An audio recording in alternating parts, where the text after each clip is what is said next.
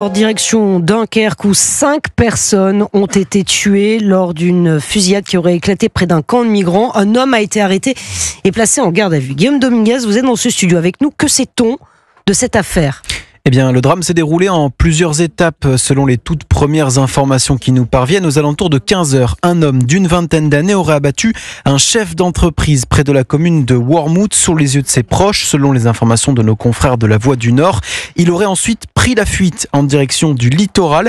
Et c'est aux alentours de 16 heures qu'une seconde fusillade aurait éclaté dans un camp de migrants de la commune de Loun-Plage près de Dunkerque. Le même homme aurait ouvert le feu, tuant 4 personnes. Selon les informations qu'Europe 1 a pu confirmer, il s'agirait de 2 agents de sécurité et de 2 migrants. Et toujours selon les informations d'Europe 1, cet assaillant aurait abattu ces 2 agents de sécurité d'une balle dans la tête.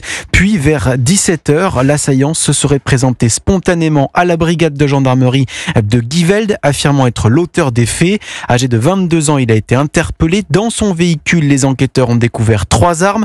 C'est la section de recherche de la gendarmerie de Lille qui est chargée de l'enquête. Le procureur du parquet de Dunkerque s'est rendu sur les lieux de la fusillade. Merci beaucoup Guillaume Dominguez. Vous continuez à suivre l'affaire, évidemment.